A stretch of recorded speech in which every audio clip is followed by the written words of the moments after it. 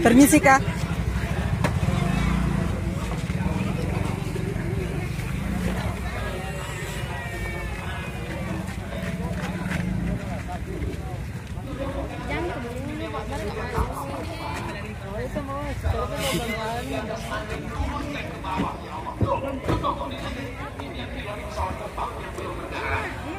Kalau memang dia belum lahir, lahirkan ya Allah. Loh, kok bisa belum lahir? Bisa aja.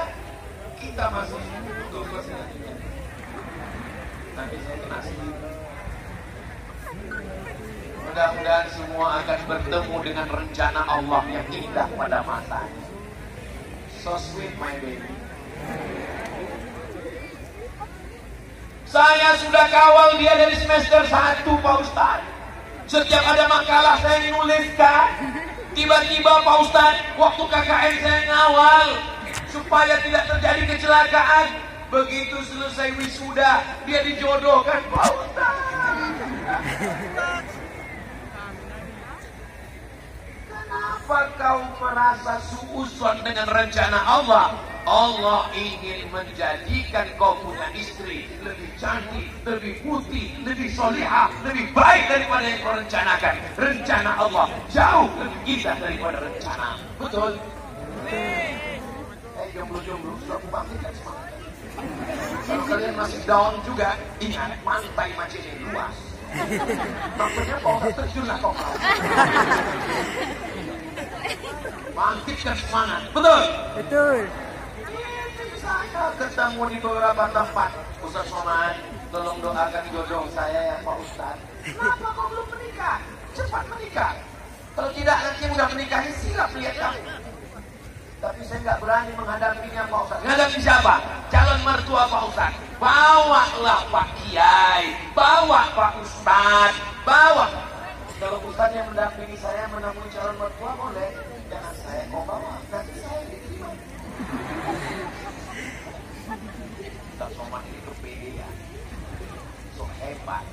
Saudara yang dimuliakan Allah Subhanahu wa Ta'ala, jangan rendahkan dirimu seakan-akan tak ada orang lain. Kau datang kepada dia, katakan, sudikah engkau menjadi ibu bagi anak-anakku di masa depan, mendampingi aku hingga ke surga? Kalau kau mau, kita lanjutkan. Kalau kau tak mau, 1.500 lagi masih ngantri di belakang. Walaupun gak ada. Jangan kau katakan, kalau kau gak terima, hidup dan mati berarti rusak akidahmu. Kau sudah katakan dalam sholat, inna sholati wa nusuki wa mahyaya wa mamati lillah. Kenapa kau katakan hidup matiku hanya untukmu? Itu hanya milik Allah. Katakan padanya, kalau kau mau, akan kupinang kau dengan bismillah dan semangkok emas berlian. Kalau kau tak mau, masih ada yang antri 999 orang lagi yang menunggu aku menemani hingga ke surga. Betul lagi-lagi? Macam biaya. Ya Allah, adik saya yang baik-baik ini dengan yang baik-baik ini, bertemukanlah mereka dengan jalan yang baik, dengan cara yang baik, hati yang bersih. Bapak pun juga Pak, kalau datang anak laki-laki datang meminang, bila ja'akum man tardawna dinan, kalau yang datang itu kau suka pada agamanya, wa khuluquhu, akhlaknya baik, orangnya sopan, sholat, fazawwijuhu, nikahkan dia dengan anakmu, nikahkan dia dengan putrimu. Illa taf'alu, kalau tidak kau lakukan, takun fitnatun fil ardi wa fasadun 'alim, akan terjadi fitnah yang dahsyat di dunia dan kerusakan yang luar biasa. Assalamualaikum warahmatullahi wabarakatuh. Waalaikumsalam. Bisa kita jumpa Pak Ustaz? Kita jumpa di rumah makan ya Pak Ustaz? Jangan di rumah makan, berarti saya setan. Oke, kalau gitu kita berjumpa berempat, iyalah berempat. Ketemu di masjid. Saya bawa anak saya Pak Ustaz. Laki-laki apa perempuan? Perempuan Pak Ustaz. Jatuh saya nggak normal. Jangan-jangan dia mau menyerahkan anak gadisnya. Sampai di masjid ketemu. Apa masalahnya Bu? Ini harus kita bicarakan 4 mata Pak Ustaz. Jangan 4, 3 pun siap. Apa masalahnya? Masalahnya anak saya juga nikah Pak Ustaz, baru agak tenang. Terus suaminya pecandu narkoba. Tolong Pak Ustaz kasih solusi. Sebentar ya Bu, saya carikan doa narkoba. Sebentar ya Bu. Habis pula batin ini Bu. Memang RP Ustaz ada doa narkoba? Ada Bu, baca tadi Bu baik-baik ya. Nah ini doa narkoba. Bu, hilang pula nomor. Serius nih Pak Ustaz? Oh iyalah, Ustaz sama mana pernah main-main. Apa doanya Pak Ustaz? Doanya kata baik-baik ya Bu. Iya Pak Ustaz. 0813 1144 2193. Doa apa tuh Pak Ustaz? Doa BNN, Badan Narkotika Nasional. Kenapa kau nikahkan dia dengan pecandu narkoba? Suami saya dulu setuju Pak Ustaz, saya juga ragu-ragu juga. Banyak orang hanya melihat dunia saja. Datang calon menantu, buka tirai jendela.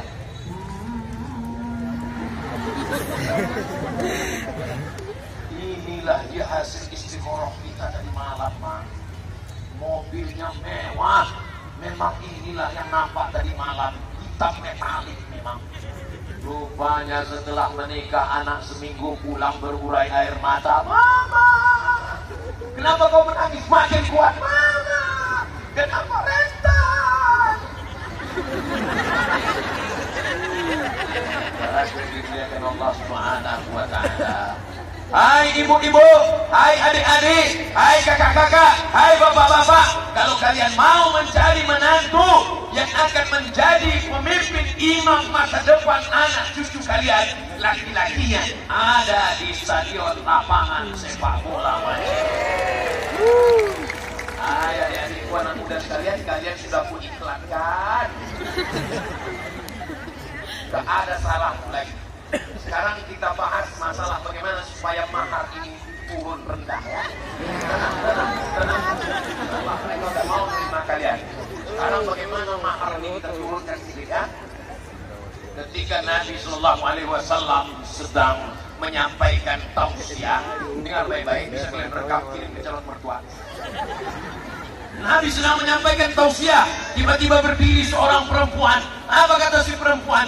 Inni wahabtu laka nafsi.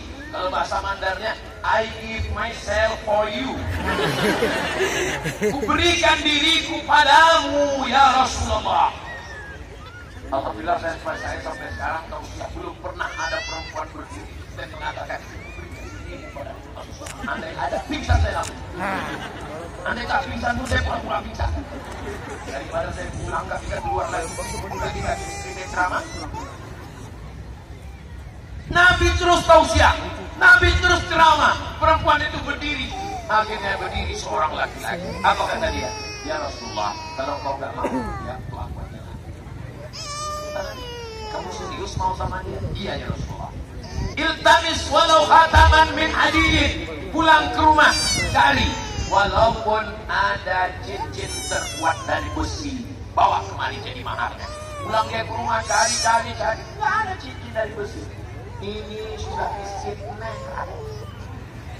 Enggak ada ya Rasulullah. Cari lagi kain. Dia pulang ke rumah, dia cari kain. Dia cari. Ada kain ya Rasulullah. Berapa kainnya? 1. Untuk apa? Untuk mahar calon istri.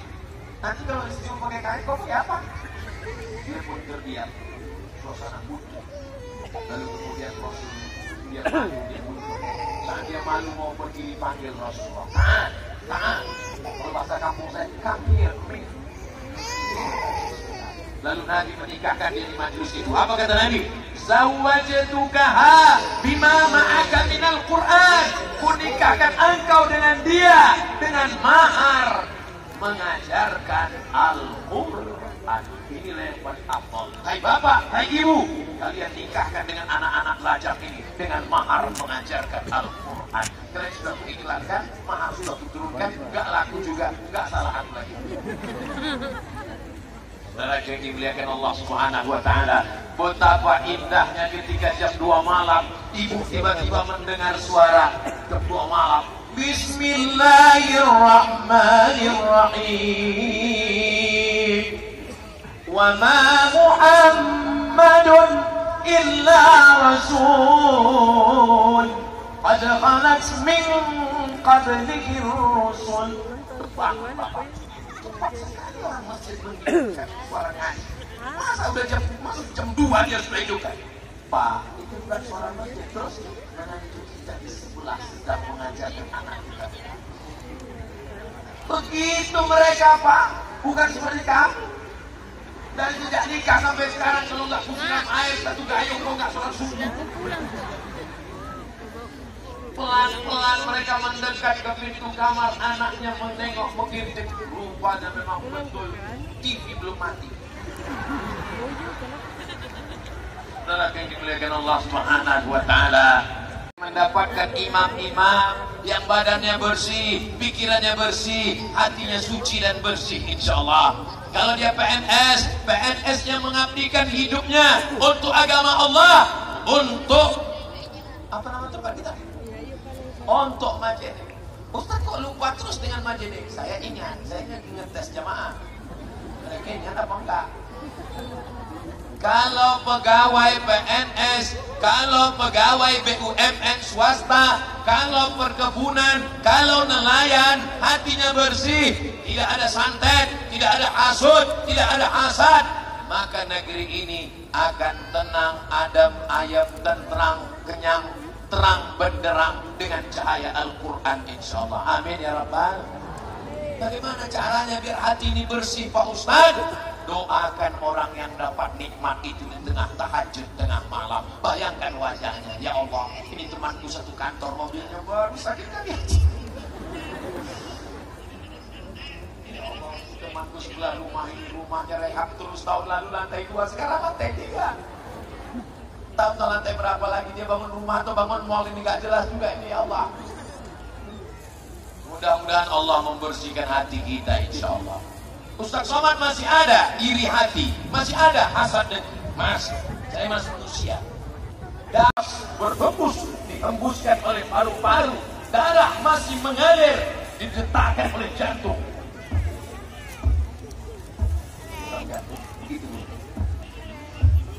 Itu orang yang normal. Jantung itu degupnya bisa berubah dengan 2 keadaan. Pertama, jatuh cinta. Yang kedua, jatuh tempat. Kalau jatuh cinta gitu. Bapak ingatkan dulu waktu sekolah kan? Pas melihat dah, saya malah jatuh cinta sama gurunya Pak Ustaz. Jantung itu menjadi tidak normal. Kenapa? Karena perbuatan jahat, perbuatan maksiat, perbuatan dosa. Ala bidzikrillahi tatma'innul qulub.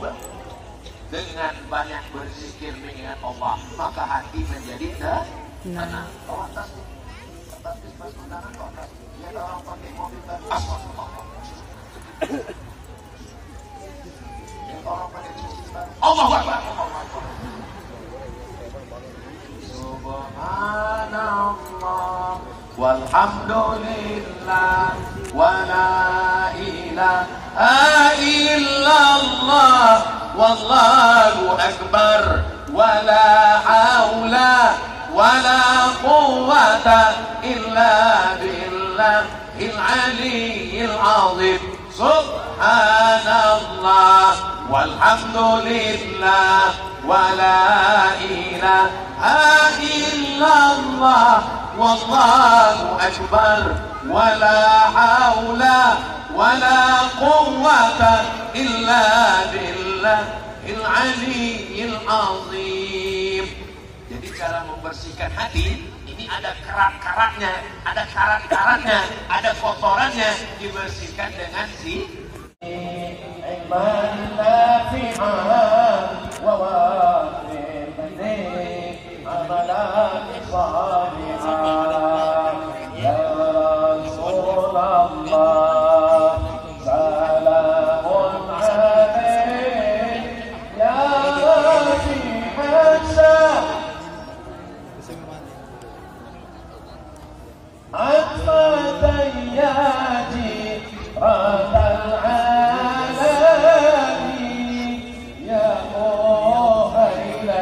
الجود والكرم يا روحين الجود والكرم. Mudah-mudahan segala hasrat di seluruh hati kita cuma marah-marah dan bersalah. Semua yang ada di hati kita dibersihkan Allah Ta'ala semuanya. Alam fil jasad mudghah, ketahuilah di dalam jasad ini ada segumpal, di dalam badan ini ada sekepal, di dalam tubuh ini ada segenggam. Jika salahat jasad kulluh. Kalau yang segenggam ini baik, yang lain ikut jadi baik. Baik. Wah, itu masalah. Kalau yang segenggam sekepal ini kotor. Ini nak tahu. Masalah jasad kulluh.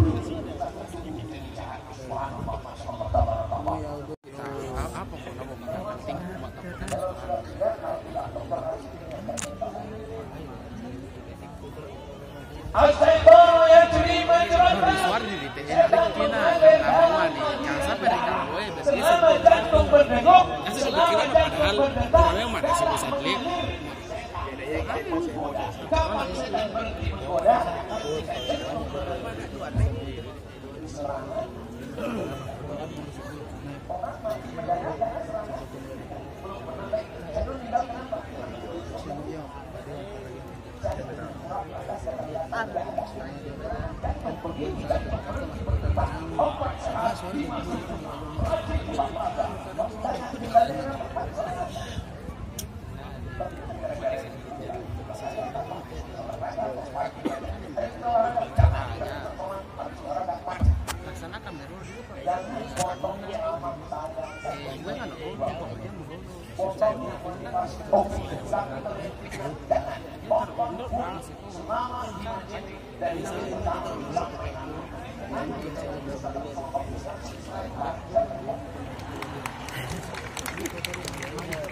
Jam berapa ini mulai?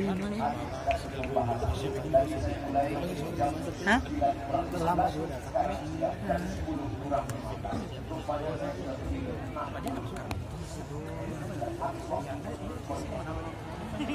Masih siap satu jam lagi? Masih siap 60 menit? Masih siap sampai selesai?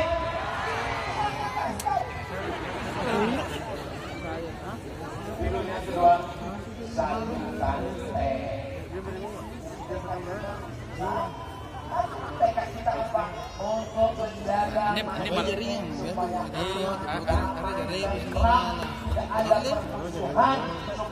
telepon saya ya menonton